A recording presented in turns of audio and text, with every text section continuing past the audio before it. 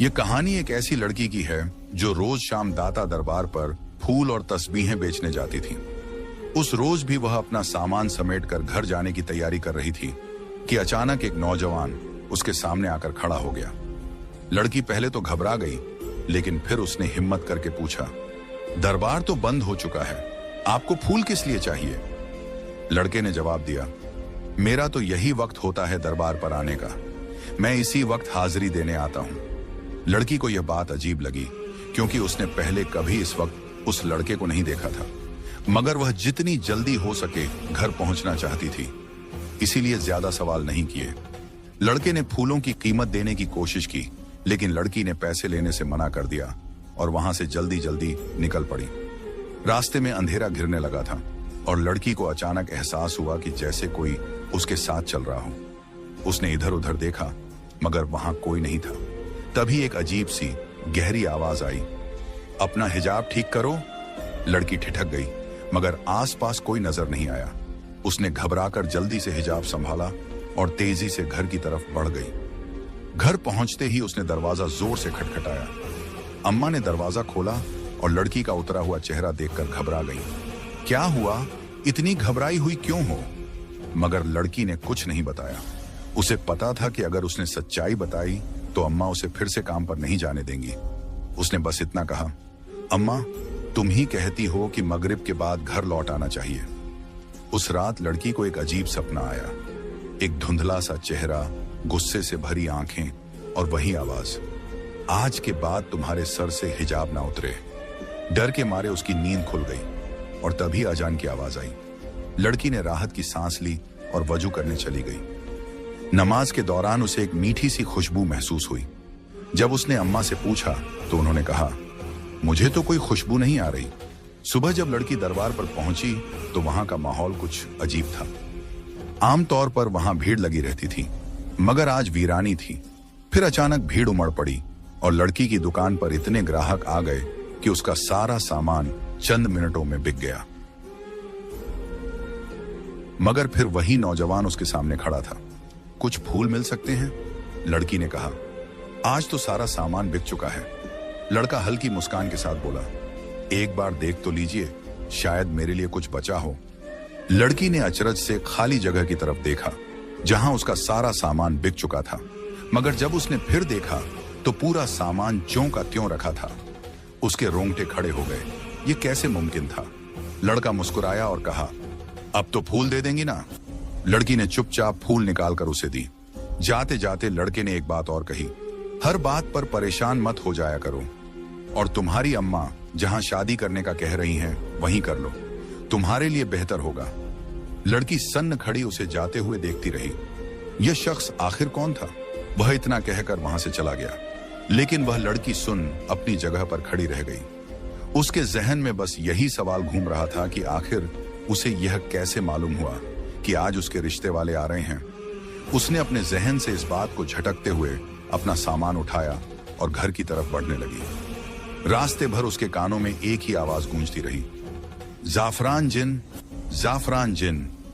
जब जब यह नाम पुकारोगी तुम्हारी मदद हो जाया करेगी। एक अजीब सा खौफ उसके वजूद पर तारी था। वह समझ नहीं पा रही थी कि यह सब क्या माजरा है। आखिर यह जाफरान जिन कौन है?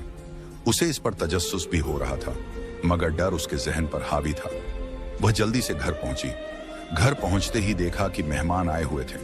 अम्मा ने उसे आवाज दी, मेहमान आ चुके हैं, जल्दी से कपड़े बदल कर आ जाओ। मेहमानों की खबर सुनते ही वह सब कुछ भूल गई।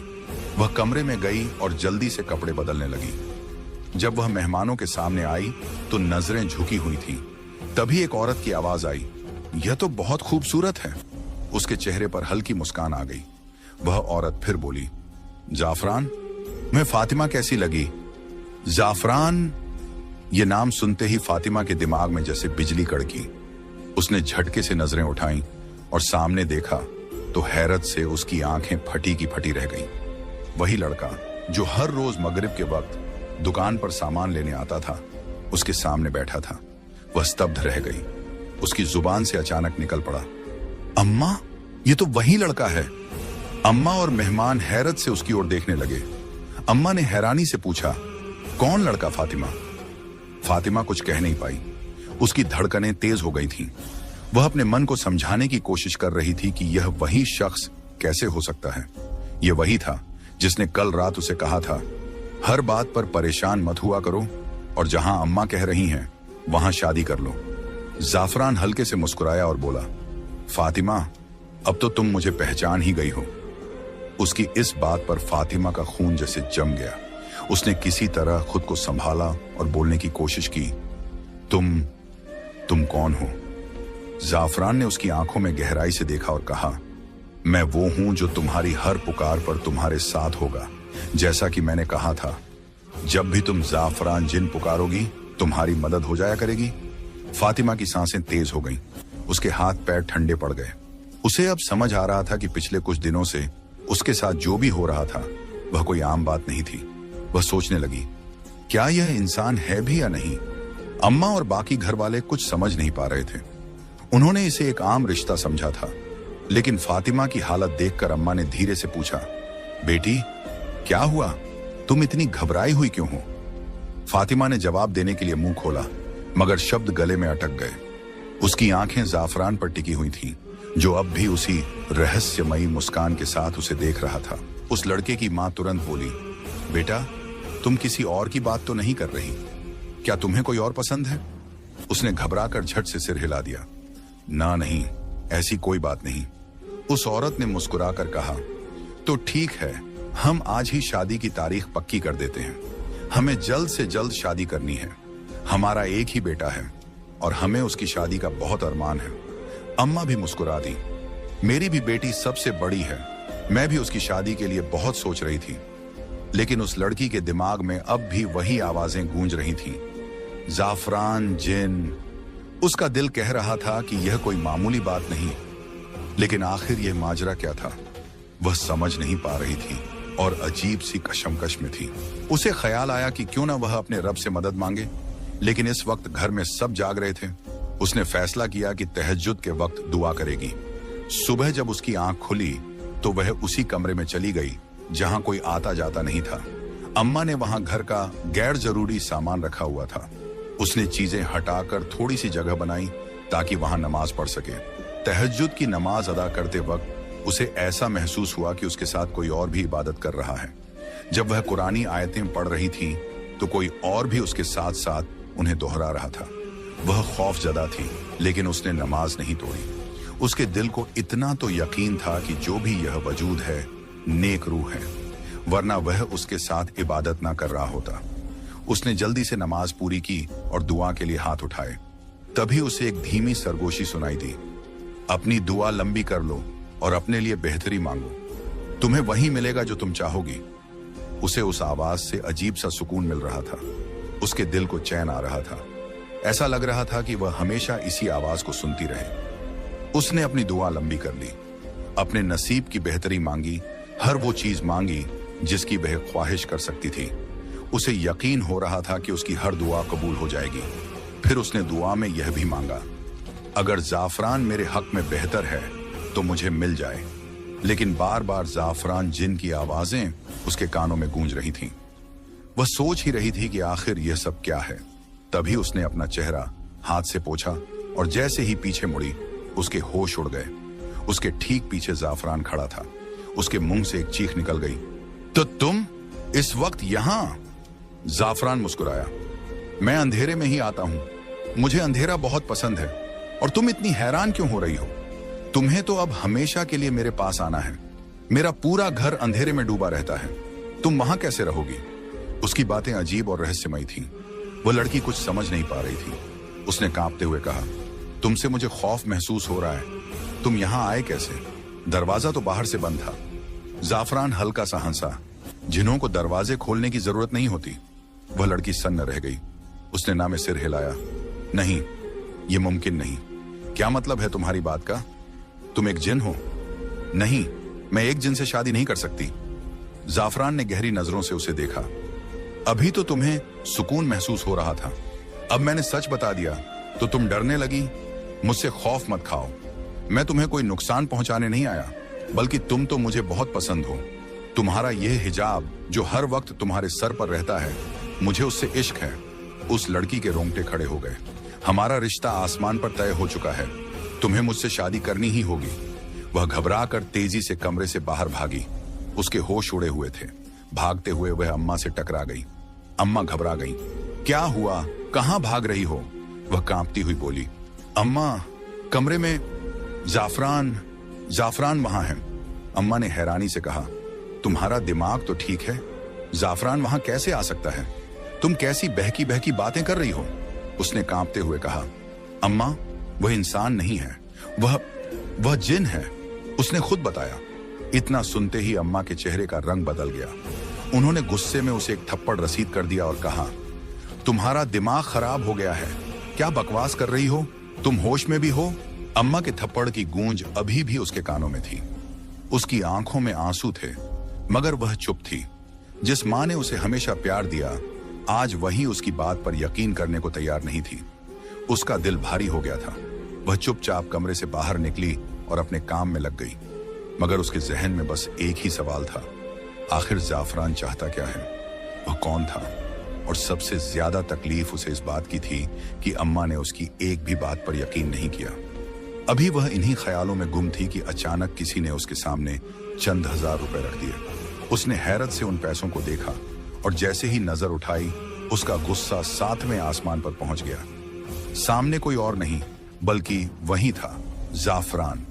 वह गुस्से से खड़ी हुई और झटके से उसका गिरेबान पकड़ लिया। तुम चाहते क्या हो? तुम हो कौन? चले जाओ यहां से। आइंदा के बाद मुझे अपनी शक्ल भी मत दिखाना। मगर जाफरान उसकी बात पर सिर्फ मुस्कुरा दिया। उसकी आंखों में अजीब सी चमक थी, जैसे वह हर चीज पहले से जानता हो। सोच लो, तुम्हारी अम्मा तो मुझसे ही तुम्हारी शादी करना चाहती हैं।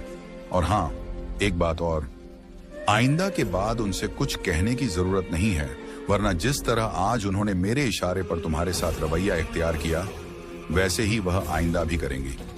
मैं उनकी आंखों पर पट्टी ही ऐसी बांध दूंगा कि उन्हें कुछ दिखाई ही नहीं देगा। उसके लहजे में नरमी थी, मगर शब्दों में एक अजीब सा डर समाया हुआ था। फातिमा के पैरों तले जैसे जमीन खिसक गई। तुमने मेरी अम्मा को कुछ किया है? उसकी आवाज कांप गई थी। जाफरान ने उसकी आंखों में झांका और हल्की मुस्कान के साथ कहा, तुम्हारी अम्मा सिर्फ तुम्हारी मां नहीं है, वह मेरी भी मां है। बस अब तुम्हें यह मान लेना चाहिए कि तुम्हारा और मेरा रिश्ता पहले से ही तय था। तुम्हारे इनकार करने से कुछ बदलने वाला नहीं है फातिमा। यह बात जितनी जल्दी समझ जाओगी उतना ही बेहतर होगा। फातिमा का जिस्म कांप उठा। उसका दिल कर रहा था कि वह भाग जाए, मगर उसके पैरों में जैसे जंजीरें बंध गई थी। तुम एक जिन हो, मैं तुमसे शादी नहीं कर सकती, मैं तुम्हारे साथ नहीं रह सकती। इस बार जाफरान ने लंबी सांस ली और एक कदम आगे बढ़कर उसके करीब आ गया। मैंने तुमसे पूछा था कि तुम्हें मेरी मदद चाहिए या नहीं। तुम्हें जब भी जरूरत होगी मैं तुम्हारे पास आ जाऊंगा। उसकी आवाज कानों में गूंजने लगी।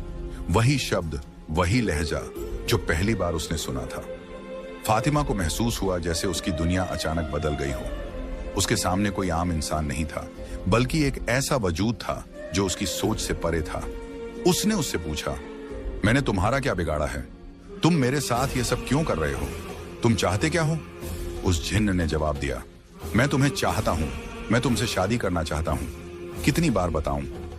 लड़की ने स्पष्ट रूप से कहा, तुम एक जिन्न हो और मैं यह हकीकत जान चुकी हूं। इसके बावजूद भी तुम्हें इतना यकीन क्यों है कि मैं तुमसे ही शादी करूंगी? मैं तुमसे किसी भी सूरत में शादी नहीं करूंगी और तुम ये बात आज ही लिख लो। साफरान, जो कि वह जिन्न था, गहरी नजरों से उसे देखते हुए बोला, मुझसे शर्त मत लगाना और मेरी अना को ललकारना मत, वरना तुम खुद मजबूर हो जाओगी यह कहने पर कि तुम्हें मुझसे ही शादी करनी है। लड़की की आंखों में आंसू आ गए। उसकी बातें उसे तकलीफ दे रही थी। उसने गुस्से में कहा, तुम यहां से चले जाओ। जब मैं ही तुमसे शादी करने के लिए राजी नहीं हूं तो तुम क्यों जिद कर रहे हो? मैं तुम्हारे साथ कभी खुश नहीं रह सकती। मैं एक आम इंसान हूं और एक इंसान के साथ ही शादी करना चाहती हूं। यह सुनकर जिन्न आग बबूला हो गया। उसने लड़की का हाथ पकड़ लिया और बोला, मुझे बस 2 मिनट लगेंगे तुम्हें यहां से लेकर जाने में, फिर तुम बैठी रहना अपनी मनमर्जियां करती हुई। मैं तुम्हें नहीं रोकूंगा, लेकिन तुम मेरी दुनिया में चली जाओगी, मेरी बस्ती में, जहां पर मेरा राज चलता है। वहां तुम मेरे हाथों की कठपुतली बनकर रह जाओगी। लड़की डर से कांप गई। उसने गिड़गिड़ाते हुए कहा, नहीं, तुम मुझे कुछ मत करना, मैं जैसा कहोगे वैसा ही करूंगी। जिन्न उसकी बात पर मुस्कुराने लगा और बोला, तुम्हें मुझसे डरने की जरूरत नहीं है, तुम तो बेवकूफ हो। एक तुम ही तो हो जो मेरे दिल पर राज करती हो। तुम चाहो तो मुझसे कुछ भी करवा सकती हो, मगर प्यार और मोहब्बत से। लेकिन अगर जिद करोगी तो याद रखना, मैं तुमसे ज्यादा जिद्दी हूं। लड़की ने सिर हिलाया और कहा, ठीक है, मैं आज के बाद तुमसे जिद नहीं करूंगी, मगर तुम मुझे कहीं मत लेकर जाना। मैं अपनी माँ के पास रहना चाहती हूँ, उनकी सेवा करना चाहती हूँ। मेरे सिर से मेरे पिता का साया उठ चुका है, मेरी माँ अकेली है। खुदा के लिए तुम ऐसा मत करो। जिन्न कुछ पल चुप रहा, फिर बोला, ठीक है, लेकिन शादी तो तुम्हें करनी ही पड़ेगी, और तुम शादी मेरे साथ ही करोगी। अगर तुमने किसी और के बारे में सोचा या अपनी माँ से किसी और का जिक्र किया तो फिर मैं तुम्हारी एक भी नहीं सुनूंगा। इतना कहकर वह अचानक धुएं की तरह गायब हो गया। लड़की वहीं खड़ी थरथरा रही थी। वह सोच रही थी कि अब वह क्या करे, किससे मदद मांगे। क्या मल्लंगनी ठीक कह रही थी? क्या उसे वाकई दाता दरबार पर चादर चढ़ानी चाहिए? लेकिन उसकी मदद करने वाला तो सिर्फ अल्लाह था। उसने तय किया कि वह अपने रब के अलावा किसी और से मदद नहीं मांगेगी। यही सोचकर उसने अपना सामान बांधा और घर की ओर चल पड़ी। मगर न जाने क्यों घर जाने का मन नहीं कर रहा था। रास्ते में एक सुंदर बाग था जिसे वह हमेशा दूर से ही देखती थी, मगर आज उसे वहां जाने की इच्छा हुई। वह बाग में दाखिल हुई। वहां के फूल बेहद खूबसूरत थे, जैसे इस दुनिया से बाहर के हों। उसने सोचा कि इससे पहले कभी उसकी नजर इन फूलों पर क्यों नहीं पड़ी थी। वहां कोई माली भी नहीं था, फिर ये फूल यहां आए कहां से? हल्की हल्की हवा चल रही थी, ठंड बढ़ रही थी और धुंध भी पड़ने लगी थी। उसने सोचा कि कुछ देर यहां सुकून से बैठा जाए। उसे महसूस हुआ कि इस जगह जैसा सुकून उसने कहीं नहीं पाया। तभी वहां एक बुजुर्ग आए और आराम से बैठ गए। उनका चेहरा इस कदर रोशन था कि लड़की की आंखें उनकी ओर देखते ही चमक उठी। वह हैरान थी कि किसी आम इंसान के चेहरे पर इतना नूर कैसे हो सकता है। वक्त तेजी से गुजर रहा था और उसे पता भी नहीं चला कि शाम कब हो गई। अचानक उन बुजुर्ग ने उसकी ओर देखा और मुस्कुराते हुए बोले, बेटी, तुम कौन हो? तुम तो बहुत खूबसूरत हो। ऐसा लगता है जैसे परिस्तान की शहजादी हो, किसी दूसरी दुनिया से आई हो। लड़की मुस्कुरा पड़ी और बोली, मैं भी यही सोच रही थी कि शायद आप भी किसी दूसरी दुनिया से हैं। बुजुर्ग हंसते हुए बोले, तुमने बिल्कुल सही पहचाना। तुम में वह ताकतें मौजूद हैं जो दूसरी दुनिया से आए लोगों को पहचान सकती हैं। मैं भी रब की ही मखलूक हूँ और मैं यहाँ अपने बेटे की माफी मांगने आया हूँ। लड़की चौंक गई। बुजुर्ग आगे बोले, मैं शाह जिन्नात हूँ, अपनी बस्ती का राजा। जब मैं अपनी बस्ती के लोगों को तकलीफ में नहीं देख सकता तो तुम तो फिर इंसानों की बस्ती से हो और मेरे बेटे की पसंद भी हो। मैं जानता हूं कि उसने तुम्हें बहुत तंग किया है, लेकिन उसने यह सब अनजाने में किया। मैंने उसकी बहुत डांट लगाई है, मगर अब मैं तुमसे भी माफी मांगने आया हूं। मेरे बेटे को माफ कर दो बेटी। बुजुर्ग ने गहरी सांस ली और बोले, अगर तुम उसे माफ नहीं करोगी तो मुझे मजबूरन उसे अपनी बस्ती से निकालना होगा। हमारे यहाँ ऐसा कोई भी नहीं रह सकता जो इंसानों को डराए। हम तो प्यार और मोहब्बत बांटने वाले हैं। अगर हमारी बस्ती में कोई ऐसा करता है तो उसे बहुत सख्त सजा मिलती है। बताओ बेटी, क्या तुम उसे माफ कर दोगी? इसे यूं समझो कि तुम्हारा बाप तुमसे कुछ मांग रहा है। बुजुर्ग की बातें सुनकर लड़की की आंखों में आंसू आ गए। शाह जिन्नात आगे बोले, अगर तुम शादी के लिए हाँ कर दोगी तो हमारी बस्ती का बड़ा मसला हल हो जाएगा। हमारी बस्ती में एक नेक इंसान की जरूरत है, क्योंकि हमारी बस्ती पर एक बद्दुआ है और सिर्फ एक इंसान ही हमें इससे निकाल सकता है। बुजुर्ग ने उससे कहा, अगर एक इंसान की शादी किसी जिन्नजादे से हो जाए तभी हमारी बस्ती बद्दुआ से पाक हो सकती है। बताओ बेटी, क्या तुम मेरे बेटे से शादी करोगी? क्या तुम हमें इस बद्दुआ से निकालोगी? लड़की यह सुनकर सन्न रह गई। उसे समझ नहीं आ रहा था कि वह इतनी बड़ी जिम्मेदारी कैसे उठा पाएगी। वह बोली, मैं इस काबिल नहीं हूं और न ही इतनी बड़ी जिम्मेदारी उठा सकती हूं। मैं यह सब कैसे करूंगी? बुजुर्ग ने गहरी सांस ली और कहा, खुदा ने तुम में वह ताकतें रखी हैं जिससे तुम इस जिम्मेदारी को उठा सकती हो और हमें इस मुश्किल से निकाल सकती हो। क्या तुम नहीं चाहोगी कि जब तुम दुनिया में आई हो तो किसी की मदद करके जाओ? यह तुम्हारी भी नेकी होगी और हमारी भी मदद हो जाएगी। हमें तुम्हारी जरूरत है और मैं जानता हूं कि तुम हमारी जरूरत को पूरा करोगी। बोलो बेटी, करोगी ना? बुजुर्ग की इल्तिजा ने लड़की के दिल पर असर किया। वह खुद हैरान थी कि उसे उस पर क्यों तरस आने लगा। बिना सोचे समझे उसके मुंह से निकल गया, हाँ, मैं तुम्हारी मदद करने के लिए तैयार हूं। जैसे ही उसने ये शब्द कहे, उसे महसूस हुआ कि वह किसी ट्रांस जैसी स्थिति में थी। उसे यकीन ही नहीं हो रहा था कि उसने यह फैसला कैसे कर लिया। ऐसा लग रहा था जैसे किसी ने उससे यह अल्फाज कहलवा दिए हों।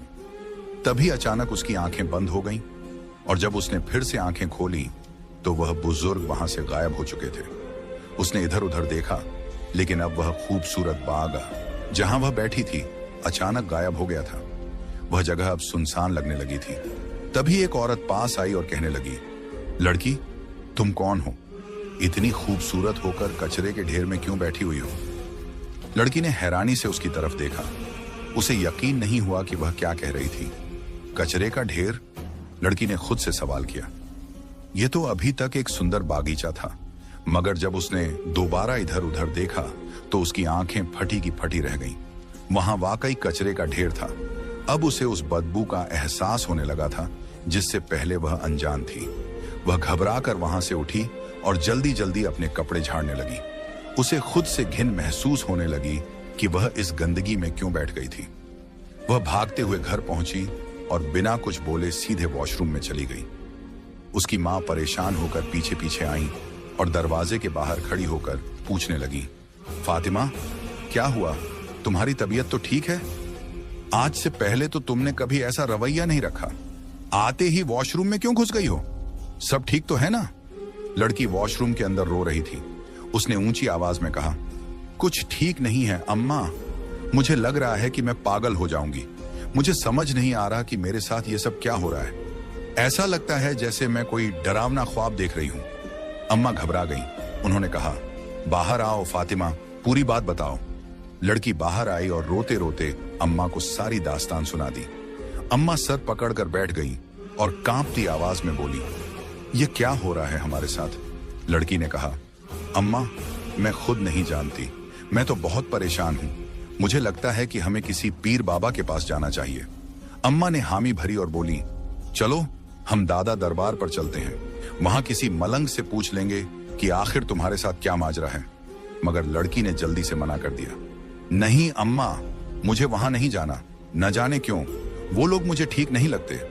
अम्मा हैरानी से बोली, तुम्हारा दिमाग तो ठीक है, वो सब रब के नेक और इबादत गुजार बंदे थे। लड़की ने फिर कहा, अम्मा, जो भी हो, मैं वहां नहीं जाऊंगी। मैं अपने रब से मदद मांगना चाहती हूं। जब वही अता करने वाला है तो फिर मुझे किसी और के पास क्यों जाना? अम्मा ने गहरी सांस ली और पूछा, तो फिर तुम क्या चाहती हो? लड़की ने जवाब दिया, अम्मा, हम किसी मौलवी साहब के पास चलते हैं। उनसे कोई वजीफा पूछ लेते हैं या कोई कुरानी आयत जिससे मेरी मदद हो सके।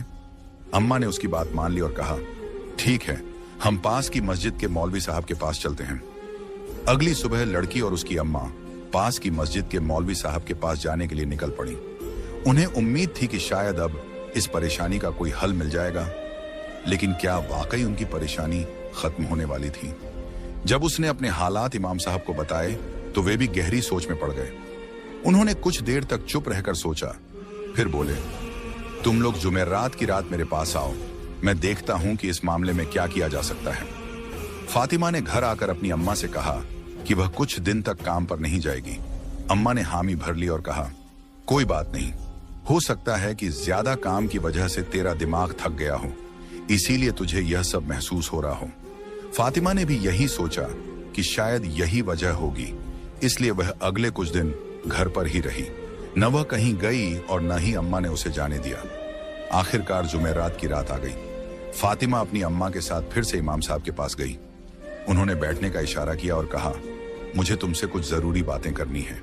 फिर वे गंभीर स्वर में बोले, क्या तुम कभी किसी दरबार वगैरह गई हो? फातिमा ने हाँ में सिर हिलाया और कहा, हाँ, मैं दाता दरबार के बाहर तस्बीह और फूल बेचती हूँ। इमाम साहब गहरी सांस लेकर बोले, यही वजह है, वहां से एक जिन्न तुम पर आशिक हो गया है।